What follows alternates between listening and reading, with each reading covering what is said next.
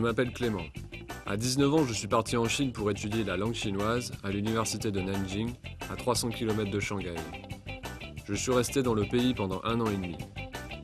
Muni d'un petit caméscope numérique, j'ai filmé cette année et demie de vie quotidienne, d'études, de rencontres et de voyages. Et c'est tout cela que vous allez découvrir dans ce film.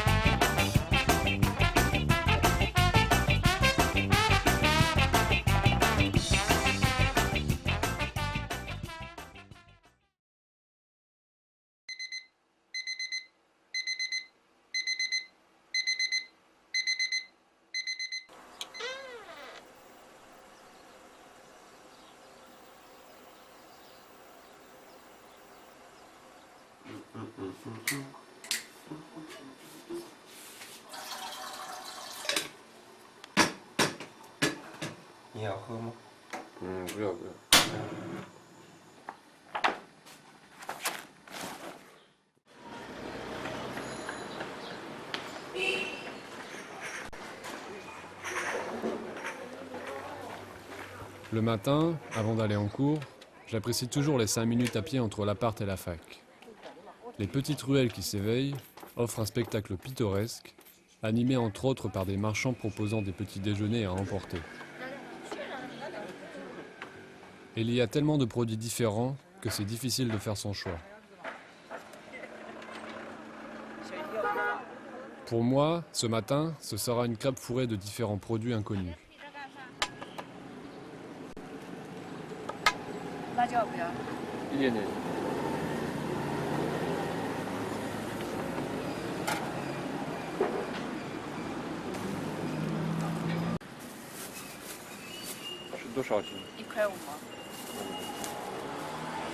Et avec ça, je suis calé jusqu'à midi, surtout pour les 4 heures de chinois qui suivent.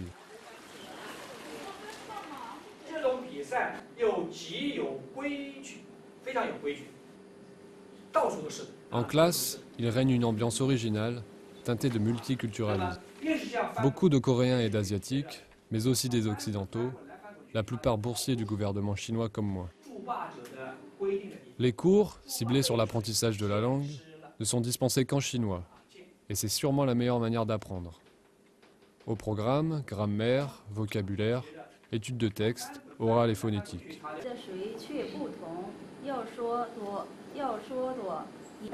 Le chinois a la réputation d'être la langue la plus difficile au monde. Réputation qui doit sans doute beaucoup à l'écriture des caractères, qui dans les livres ou dans la rue, ne renseignent rien sur leur sens. Pour un novice, ces caractères ne sont qu'une confusion de traits, de barres et de points. Pourtant, leur écriture ne présente pas de difficultés outre mesure. Il ne suffit que de quelques semaines d'études pour en saisir la technique générale. En fait, la difficulté n'est pas d'écrire les caractères, mais de retenir comment ils s'écrivent. C'est un pur travail de mémorisation, car il n'y a quasiment aucune logique d'écriture. Pour lire une BD, il vous faudra connaître quelques centaines de caractères, et environ 3000 pour attaquer le journal. En ce qui concerne l'oral, la rue est la meilleure des écoles pour comprendre les Chinois et bien le parler. Par exemple, ici, chez le tailleur d'en bas de chez moi, la difficulté est de m'expliquer sur le genre de pantalon que je veux me faire faire et de comprendre le fort accent de Nankin de mon interlocuteur.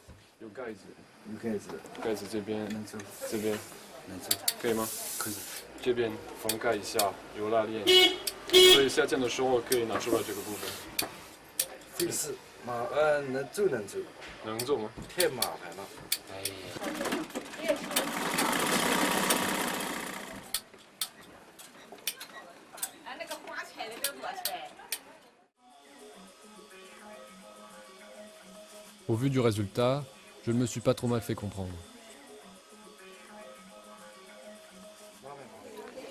En ce qui concerne l'apprentissage du chinois, la plupart des étudiants étrangers ne s'en sortent pas trop mal également. Dans tout le département de chinois de la fac se côtoient plusieurs centaines d'entre eux. Issus d'une quarantaine de pays différents, venus poursuivre un enseignement du chinois pouvant aller de 1 mois à 4 ans.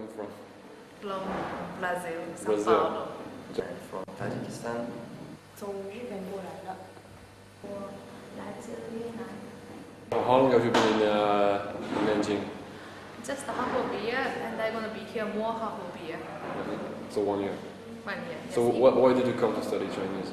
Because I got a scholarship, that's why I came here. I'm like 2 years. 2 years. And I have 2 years more study here. You got scholarship for 4 years. Yes. Well, my major in Bulgaria was Chinese language, and I managed to win a scholarship, so here I am. 有学生他们来中国目的是什么？每个人可能这个观点不太一样。有的人喜欢是，到中国一边学习一边玩一玩，看一看中国的这个景色。有的人呢是确确实实的想学这个汉语，提高自己的汉语水平。还有的一些人呢，可能是，希望能够就是在国内可能获得这个学历比较吃力一些，然后到中国来争取获得一个学位。在这里要毕业，然后在中国找工作。毕业以后就能当老师。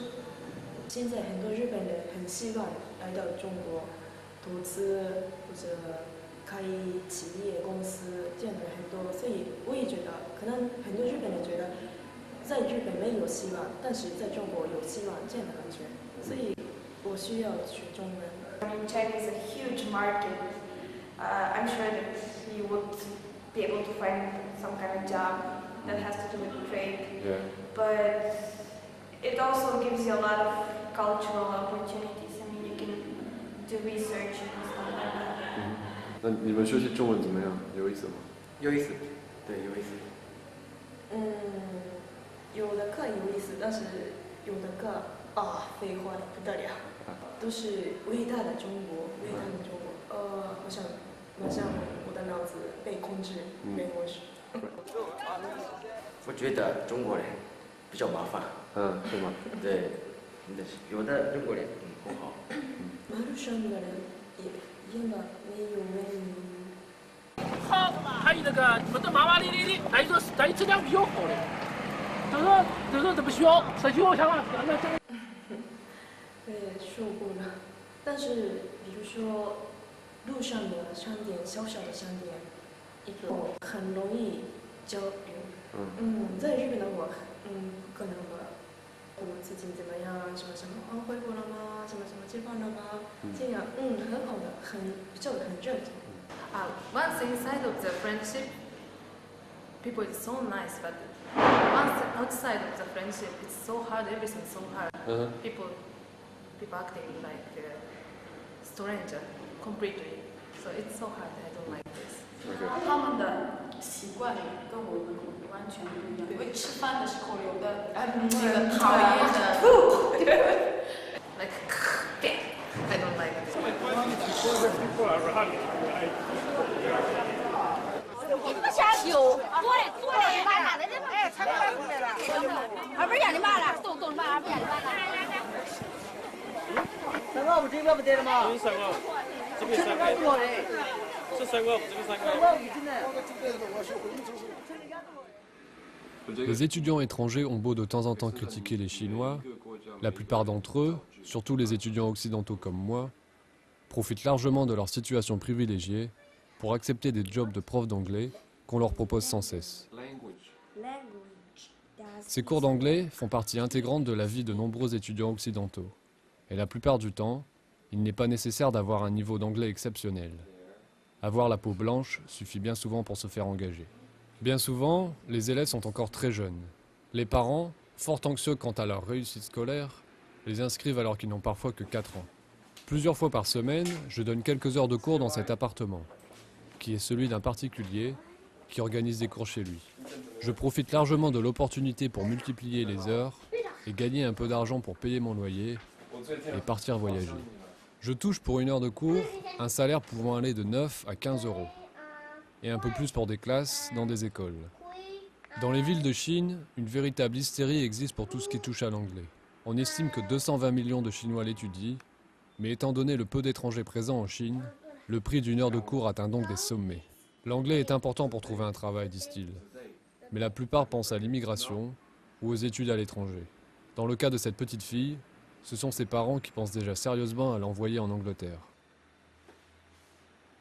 Durant mon séjour, j'ai eu l'impression qu'une bonne partie des Chinois que j'ai rencontrés désirent aller vivre à l'étranger.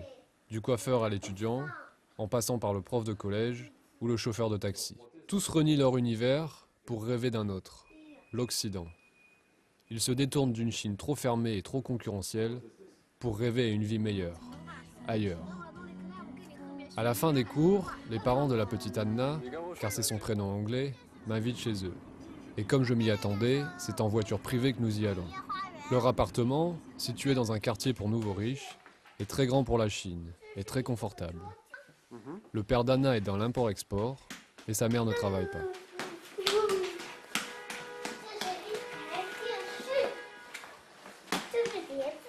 你自己会英语吗？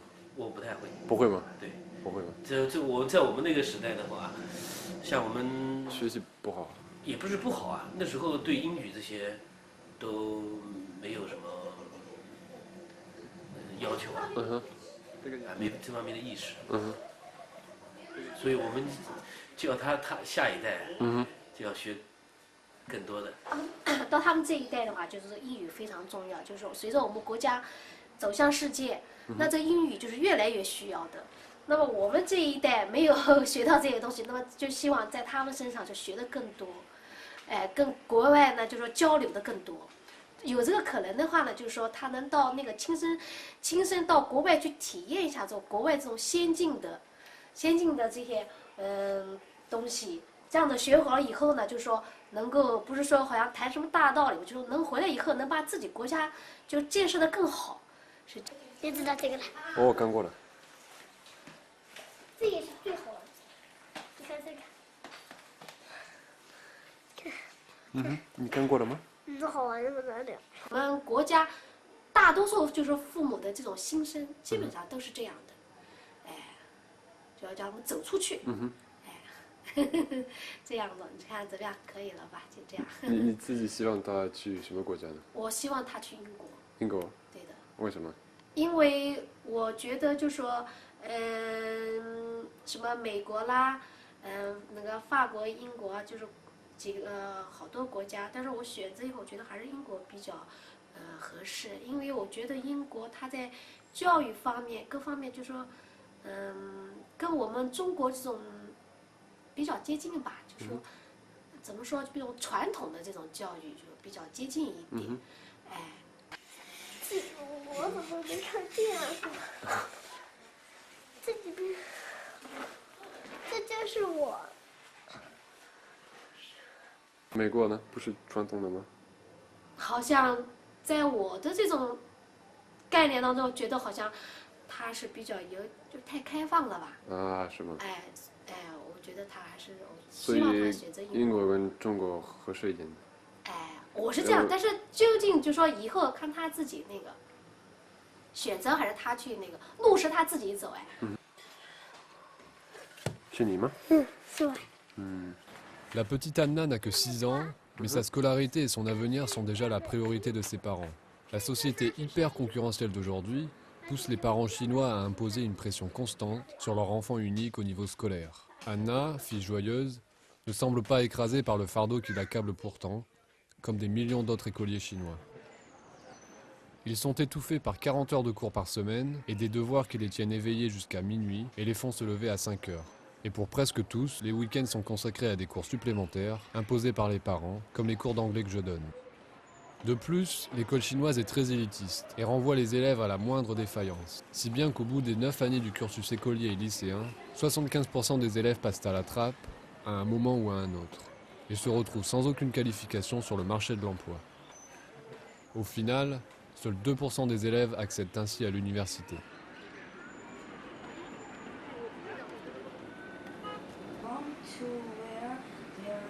Ces cours que je donne ont beau ajouter au poids de la surcharge de travail de ces enfants, j'en profite pourtant, égoïstement, pour mettre de côté un petit capital qui, le moment venu, me sert pour partir voyager dans le pays et ainsi prendre une bouffée d'air loin de la vie affairée de Nankin.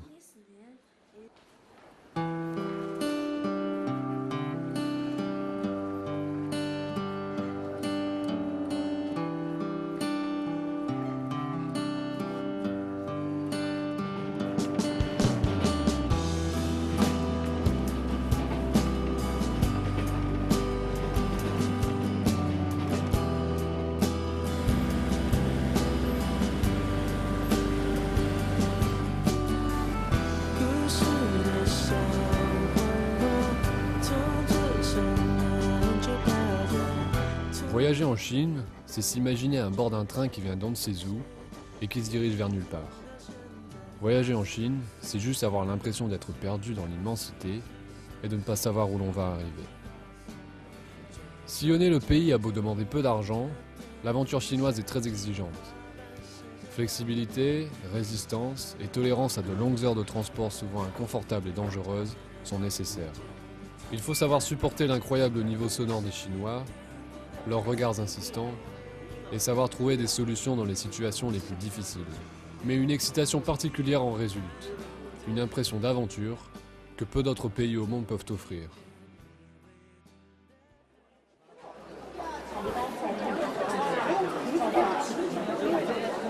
Un soir, je pars avec un copain américain, Joe, qui comme moi fait des études de chinois. Nous prenons un train couchette pour les montagnes jaunes, situées à quelques centaines de kilomètres de Nankin. Ma couchette est confortable et me permet de bien me reposer pour la longue et fatigante journée du lendemain, qui devrait, si tout se passe bien, s'achever sur les cimes découpées des montagnes jaunes.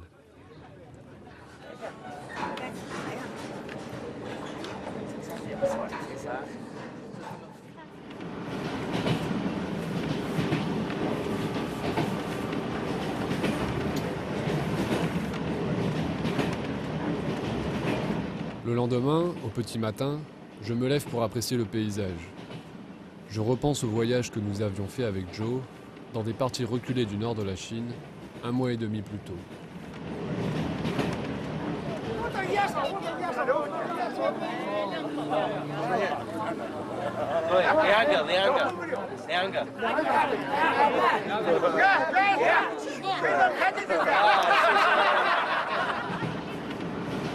Ce long voyage de 12 jours nous avait menés au pied du gigantesque désert de Gobi.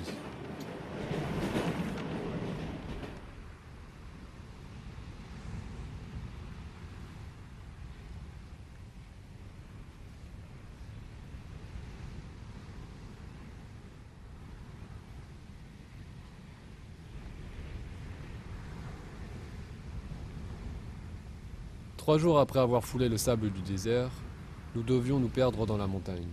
Like cloud right there is really big. But in terms of time, we got plenty of it. Ce jour-là, dans la vallée, on nous avait dit qu'au sommet de la montagne, il existait un temple et un monastère où vivaient 3 moines. Après plus de 3 heures d'ascension, nous trouvons finalement leur retraite et tentons d'abuser de leur hospitalité pour la nuit. Mais notre plan ne s'est pas déroulé aussi facilement que nous l'avions imaginé.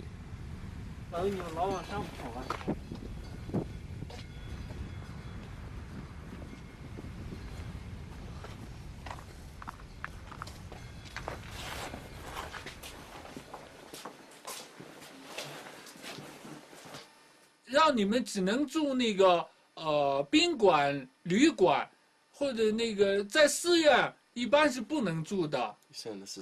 这里我们当地政府有规定，实在是我们不敢那个让你们在这里住。对不起，对不起，我们现在。如果那个公安局不给我们找麻烦的话，你们可以在这里住1天、2天、3天都可以。 Devant le refus catégorique des moines, nous devions donc redescendre ce que nous venions juste de monter. Il ne restait qu'une demi-heure de jour, et la nuit à la belle étoile par 0 degré semblait être la seule option qui s'offrait à nous.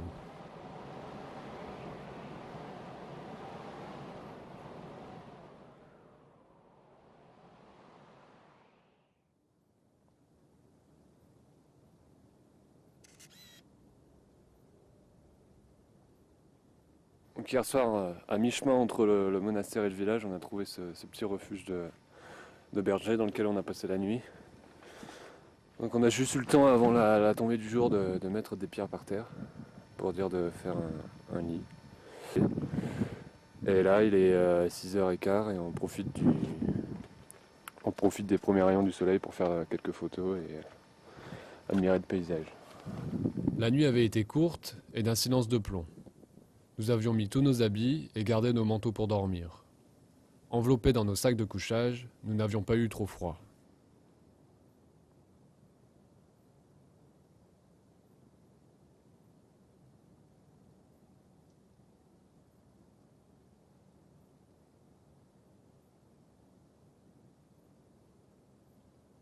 Pourtant extrêmement fatigués, depuis cette cabane en haut de la montagne, il nous restait encore plusieurs dizaines d'heures de marche, de minibus, de bus et de trains pour rejoindre Nankin et achever ainsi notre très éprouvant voyage. Un mois et demi après ce voyage mémorable, me voilà donc reparti avec Joe pour de nouvelles aventures, en direction des montagnes jaunes. Cette fois-ci, nous nous promettons deux choses, de voyager de manière moins exténuante et surtout de ne pas dormir dehors.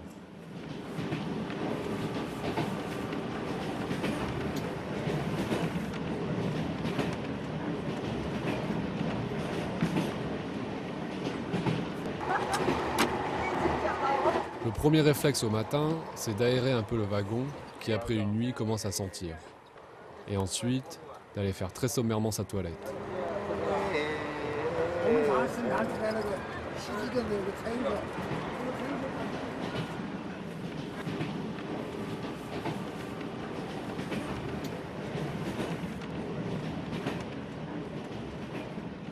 Le train traverse de nombreuses villes perdues, si grises et si tristes que je me demande avec Joe à quoi ressemble la vie des gens qui y vivent et comment ils peuvent y être heureux, tant ces villes semblent être ennuyeuses et sans vie. Les paysages chinois ont pour moi été également une grande déception. Après avoir sillonné le pays du nord au sud et de l'est à l'ouest, je dois bien reconnaître que les paysages chinois sont souvent ennuyeux, plats, sans arbres, sans nature, tant la densité de population et le besoin de la nourrir transforment chaque mètre carré de terrain en culture. En Chine, il existe pourtant bien heureusement quelques lieux d'exception, comme les montagnes jaunes où nous arrivons ce matin. Nous regardons défiler le paysage, en attendant avec impatience que les montagnes se profilent à l'horizon.